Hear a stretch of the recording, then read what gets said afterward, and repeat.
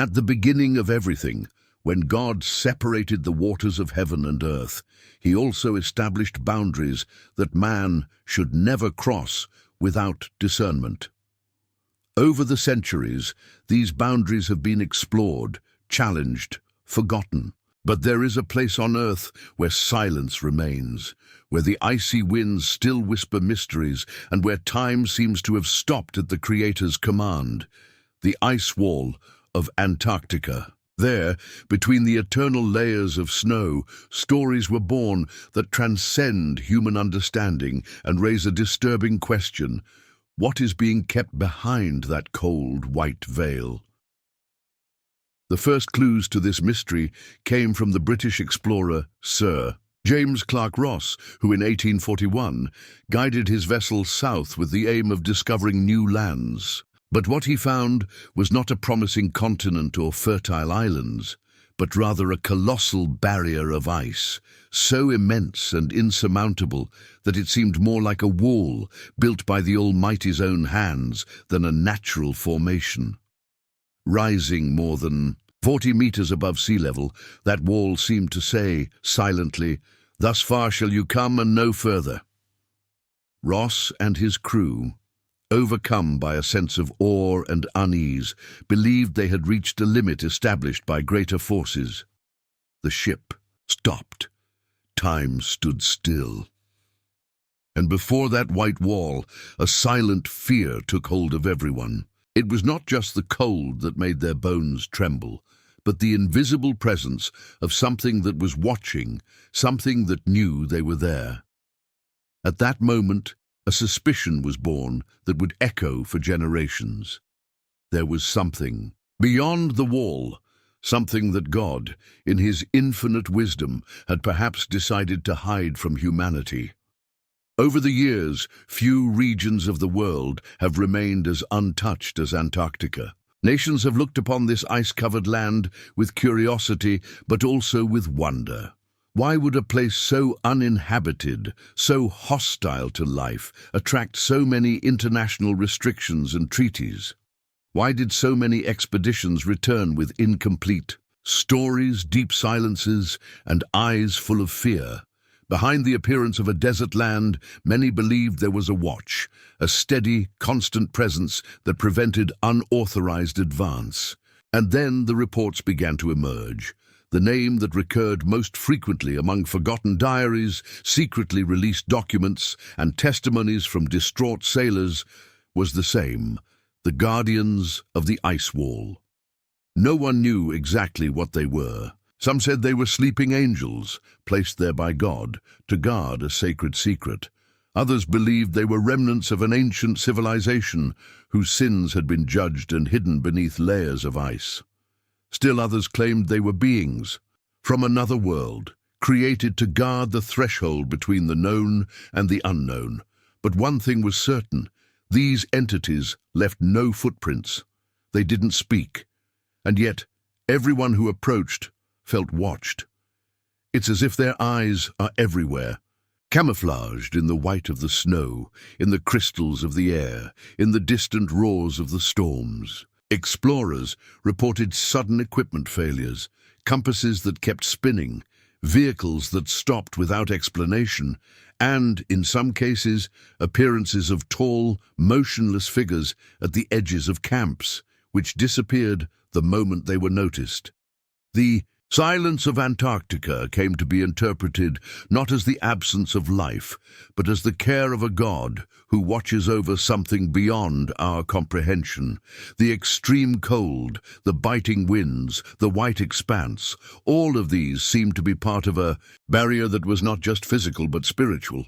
A wall built not by human hands, but by divine design, to protect something or someone from the reach of men. If the guardians exist, if they really do patrol the frozen confines of the world, perhaps they are simply obeying a greater order, guarding not just a territory, but a time, a memory, or a judgment. And in the face of this, all we can do is reverence them. For as the word says, the secret things belong to the Lord our God, but the things revealed belong to us and to our children forever. Perhaps the wall of ice is one of these hidden things, and the guardians are just signs that not everything has been revealed. As time went by, new generations of explorers set out into the icy regions of the Earth with courage and determination. But even with the advancement of technology and the improvement of missions, Antarctica remained shrouded in mystery, as if the Creator himself were placing veils before human eyes. And it was in this scenario of searching and silence that a name emerged that would become key in all these narratives: Admiral Richard E. Byrd. Admired for his bravery and experience, Byrd led one of the largest exploration operations of the icy continent in the late 1940s, known as Operation Highjump. Officially, the mission was to train troops and study the Antarctic environment. But when Byrd returned, his statement in an interview caused concern. He spoke of an area beyond the South Pole as vast as the United States, which had never been seen by human eyes. His words were recorded, but their meaning was drowned out by louder voices who preferred silence to explanation. From then on, a current of distrust began to form. People began to question, if there is such a large and unknown expanse of territory, beyond what is accessible, what is being protected there? This question gained even more strength when theorists began to defend the idea that Antarctica is not a simple continent, but rather a gigantic ring of ice that surrounds the entire Earth, as if it were a divine wall that prevents access to the unknown. And if it is true, who guards it? The answer for many was in the accounts of the expeditions themselves, mysterious, silent beings with an overwhelming presence. They were not seen often, but when they did appear, it was always in moments of threat, when someone got too close to forbidden areas. They were called the guardians of the ice wall, and it wasn't long before people around the world began to see them not only as mysterious figures, but perhaps as instruments of God, placed there to preserve something sacred. In many ancient cultures, there are references to beings who protect portals, lost cities, and forgotten knowledge. In the scriptures, cherubim were placed at the entrance to Eden with flaming swords, preventing men from returning to paradise. Who would dare say that the same God who placed guardians at the beginning of the world could not place sentinels at its end? Antarctica, with its white and inaccessible vastness, could very well be the last gate, and the guardians, the last soldiers of the Almighty. Over time, testimonies began to emerge that seemed to reinforce these suspicions. Sailors who participated in Operation Highjump reported strange flying objects, silent discs that moved with a speed and precision that defied all human technology. Many claimed that these discs not only observed, but also confronted them. They pointed out beams of light, interrupted communications, and caused engine failures. Were these signals a form of warning, a way of saying, "You don't belong here"? Some say that in light of these demonstrations, Byrd was forced to end the mission earlier than planned. The expedition's sudden and silent withdrawal reinforced the belief that something serious had happened, something that the High Command preferred to hide. Upon returning, many of the crew members were distraught, with blank looks on their faces, as if they had seen something that the human soul was not prepared to bear.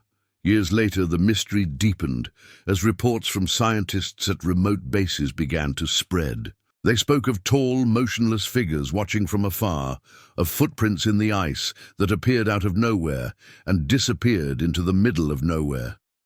They also reported deep sounds, as if something gigantic were moving beneath the frozen surface.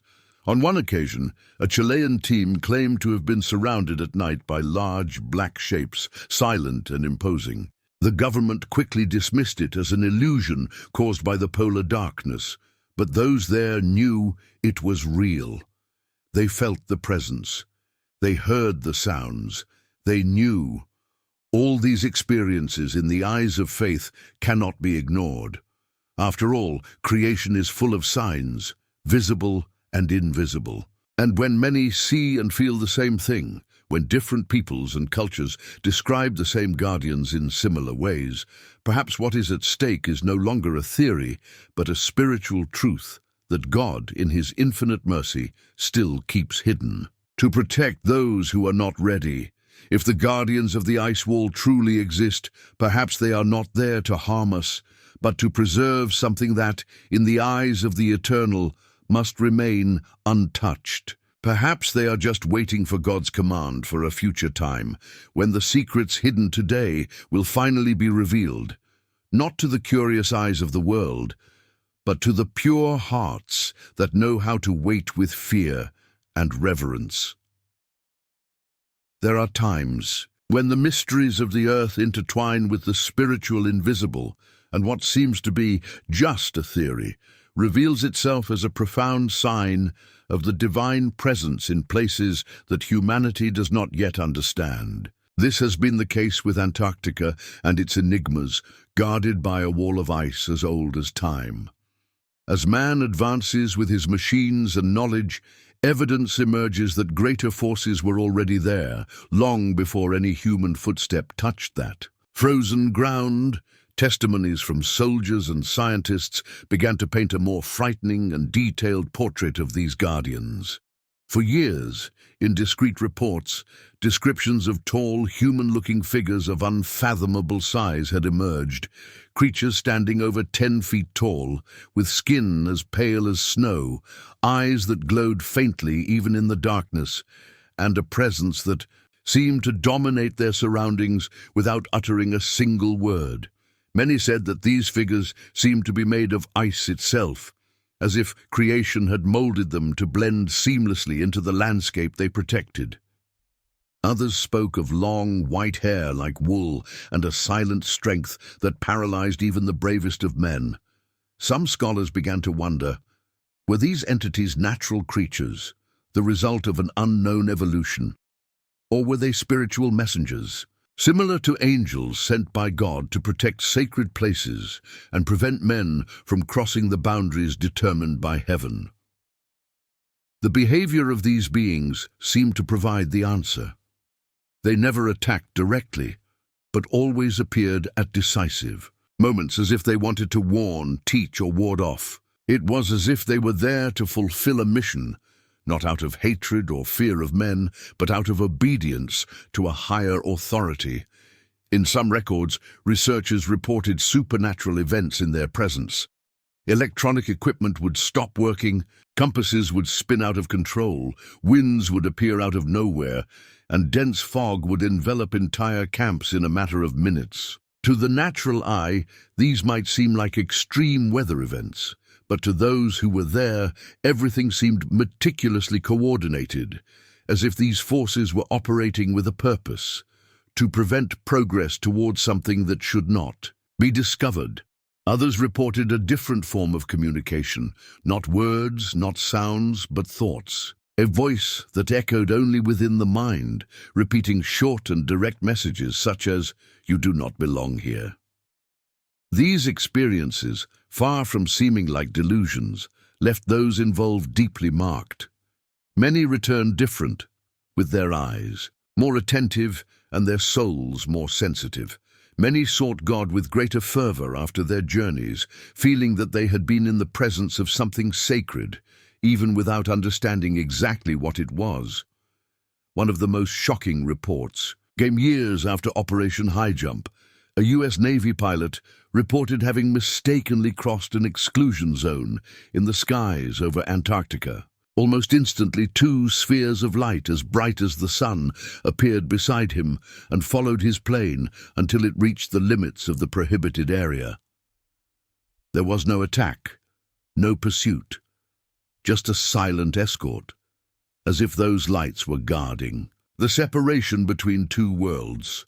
Upon landing, he was questioned by his superiors and sternly warned never to tell what he had seen. But his conscience weighed more heavily than his fear, and his testimony reached the world as another piece in the great puzzle. In another case, a U.S. Special Forces soldier codenamed Brian revealed that his team had been sent to explore a cave system in the mountains of Antarctica.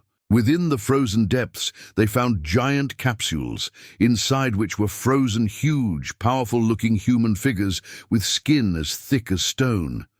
Before they could capture the footage, higher authorities arrived and sealed the place off. Silence reigned once more, but the memories remained etched in each of those who had been there, and as if all this were not enough, reports also came from the sea. Japanese ship crews spoke of the Ningen, a colossal creature that swam silently beneath the frozen waters with an almost human shape, white skin, and dark eyes. As big as a whale, but with arms, legs, and a face that looked surprisingly like ours. No one could prove its existence, but those who saw it never forgot it. The question everyone asked was the same. Was it one of the Guardians? A watchman of the seas, just as there are watchmen on land? In the light of faith, all these stories begin to take on a deeper meaning. Just as the Most High established the four corners of the earth, he may also have appointed sentinels to watch over regions that carry a divine purpose. Antarctica, with its mysteries and hidden creatures, is perhaps more than a geographical location. Perhaps it is a key, a spiritual frontier, where creation holds secrets that have not yet been revealed to humanity. And the Guardians then would be more than watchmen. They would be silent witnesses of what is to come. If Admiral Byrd's words and the explorers' testimonies left humanity in doubt about what lay beyond the ice sheets, the following years would bring even more mystery, and with them a heavy silence that seemed to come from spheres much higher than simple military commands. From the 1960s onwards, something curious began to happen. Access to Antarctica became increasingly restricted, regulated by international agreements that, under the pretext of environmental protection and scientific research, barred any attempt at free exploration of that isolated territory. The Antarctic Treaty, signed in 1959 by 12 countries, including the United States and the Soviet Union, imposed a veiled blockade on the region. For many, this was not just a coincidence. It was the reflection of a decision made in secret, as if the world's powers had discovered something too big to reveal. The Word of God teaches us that there are times and limits that the Lord Himself has established for nations, and that there are secrets that belong only to Him. When we see the union of countries that have historically faced each other in wars and disputes, but who align themselves to maintain a place of absolute secrecy, we must ask, what made them remain silent together? What did they see that made them retreat and protect? Some scholars believe that there was a real encounter with the Guardians, a presence that the powers recognized they could not control nor confront with weapons, and before the sacred, even the powerful, bow down. Over the years, strange visits began to occur. Influential people, government officials, religious leaders, and even celebrities were seen going to Antarctica at unusual times, under flimsy and unseasonable justifications. One of the most talked-about cases occurred in 2016, when U.S. Secretary of State John Kerry traveled to the frozen continent on the day of the U.S. presidential election, one of the most critical events in national politics. Why would someone of his importance leave the country at such a decisive moment?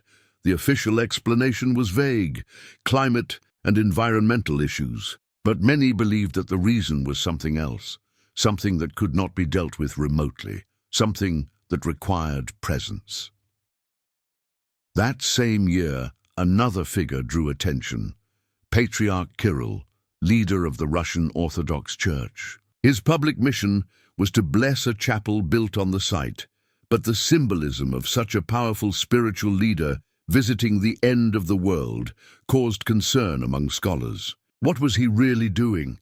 Was he performing an ancient sealing ritual, or perhaps seeking answers to what is hidden there? The Bible speaks of places where God allowed encounters with spiritual beings, visions and revelations. Could Antarctica be one of those places? Shortly thereafter, the former astronaut Buzz Aldrin, known for walking on the moon, also traveled there. But his visit was interrupted by a sudden illness. Rushed back, a statement attributed to him began to circulate on social media, in which he allegedly said he had seen something he described as pure evil. Even though it was officially denied, speculation did not cease. After all, a man accustomed to the unknown, who has already faced the silence of space, what would he have seen there to feel so disturbed?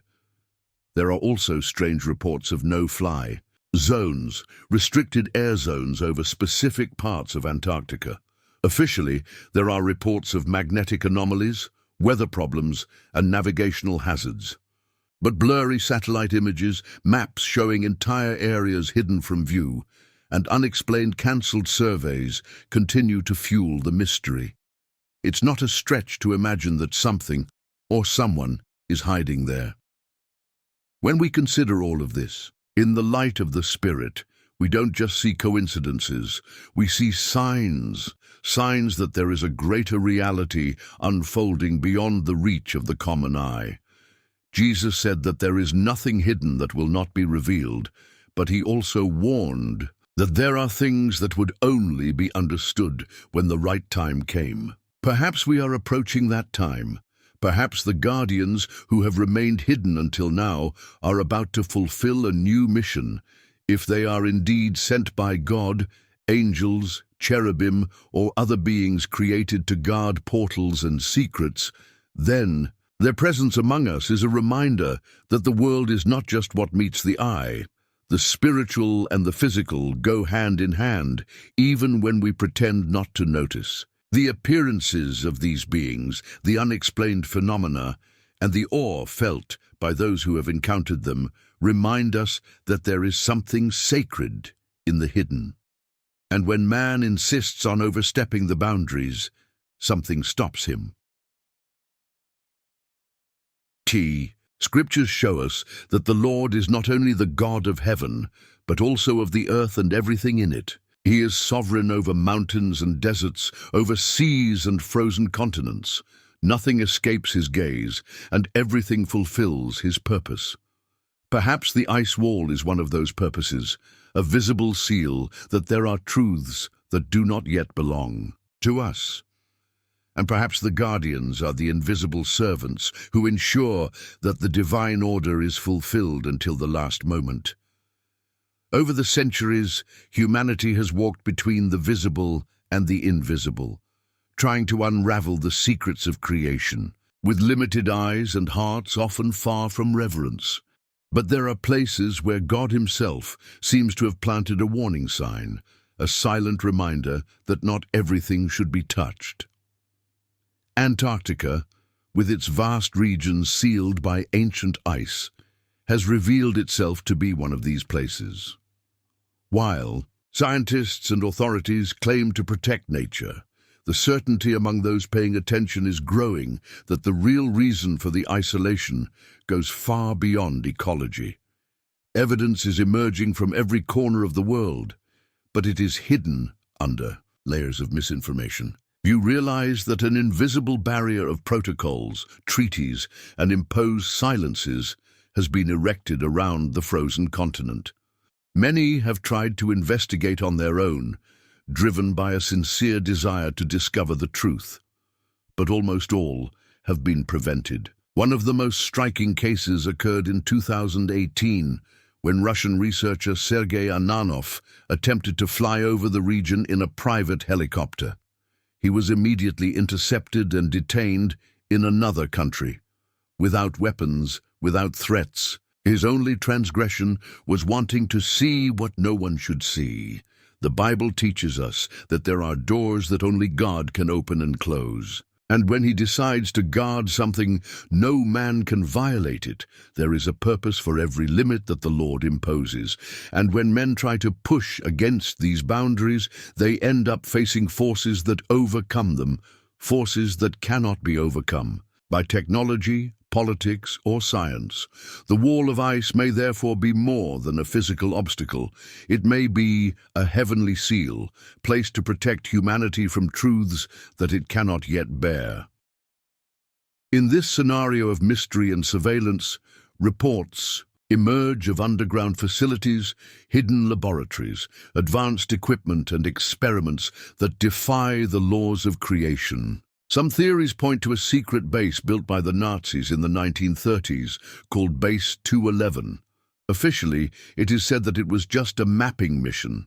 But according to several sources, the site hid something much bigger, a fortress under the ice, equipped with never-before-seen technology, fueled by knowledge, acquired by unknown means. Some say that the Nazis maintained contact with the Guardians, or that they tried to invade their domain. Were they repelled? Did they make pacts? None of this is confirmed, but the silence that persists to this day is, in itself, an echo of something grand. Later, during the Cold War, the United States and the Soviet Union built scientific bases in Antarctica. But rumors soon began to spread of underground tunnels, secret doors leading to unknown places, and structures that did not appear to be made by human hands. One of the most curious examples is Lake Vostok, located 4,000 meters below the icy surface. When the Russians drilled into the ice, they abruptly stopped their exploration.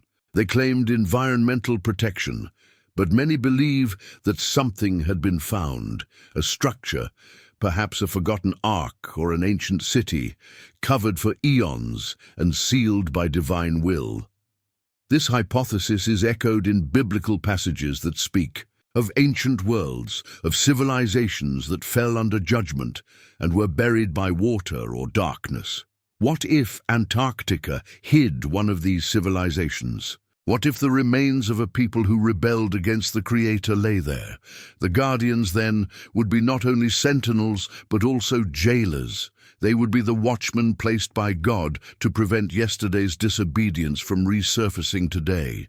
There is also another, more disturbing theory. According to some military reports, the Guardians are not natural creatures, nor are they angels. They are created beings, genetically modified, the result of secret experiments with the aim of producing superhuman soldiers.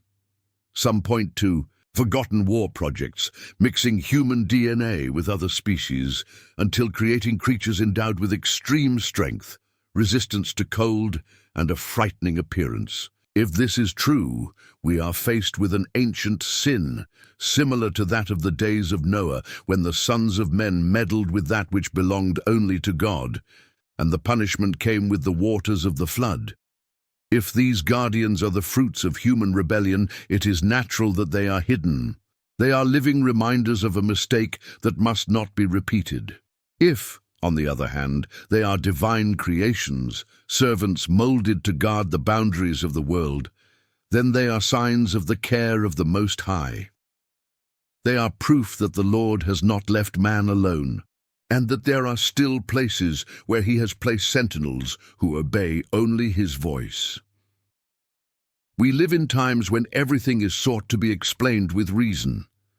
But there are times when silence speaks louder, and in Antarctica, silence is constant. A thick, cold, firm silence, a silence that holds stories, doors, and judgments. Modern man, with his satellites and radars, tries to break through this veil. But perhaps he is touching something that was not given to him. For what God seals, no man opens. In the middle of the frozen vastness that covers the southern tip of the world, a constant whisper grows, not of winds, but of warning.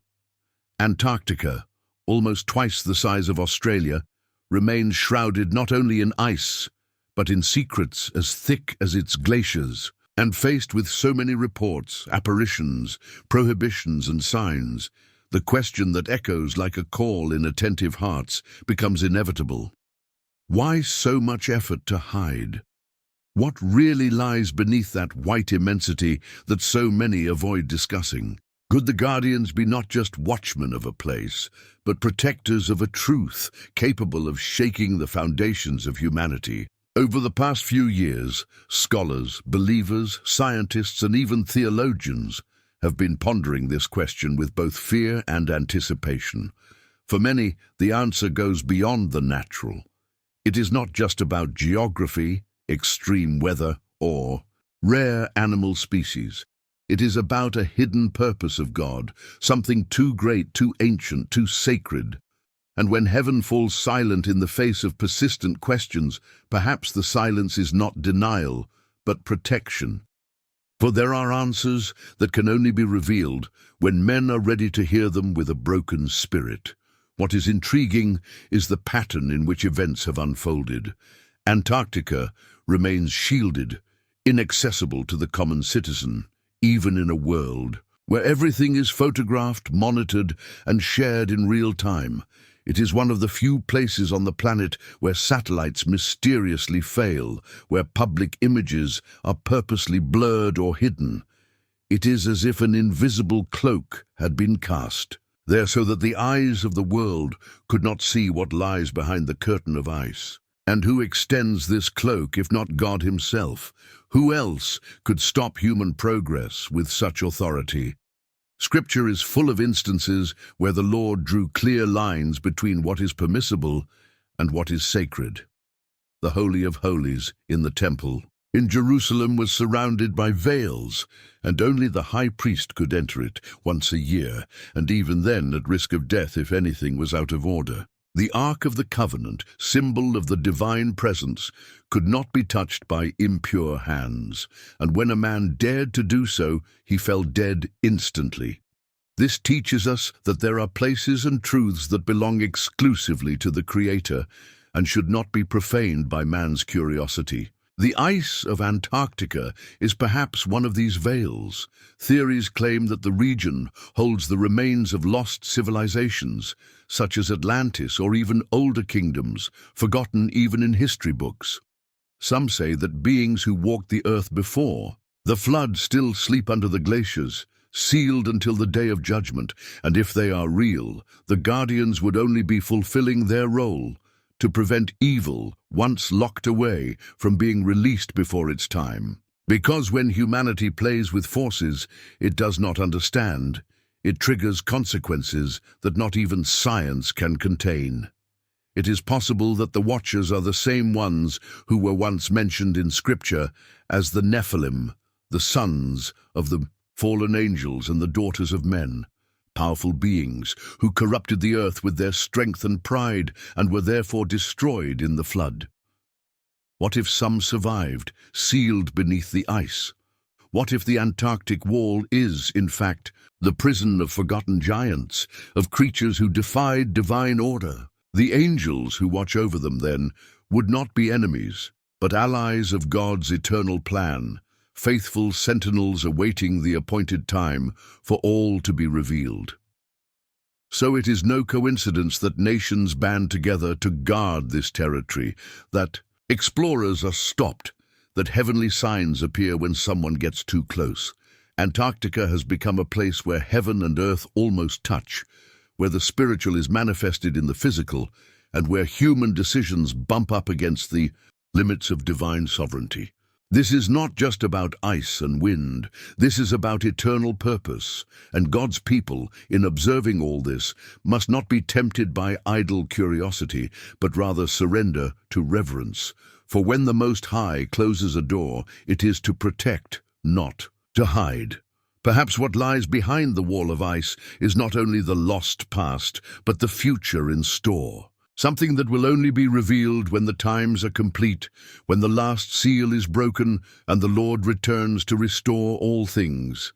Until then, the guardians remain steadfast, faithful to their calling. They do not speak, but their presence is a constant reminder that there is a limit where human will ends and the sovereign will of God begins. And even if science tries to explain or deny it, there is something that cannot be erased, the certainty that the world does not belong to man, but to the Creator. And where he places watchmen, it is because something eternal rests there.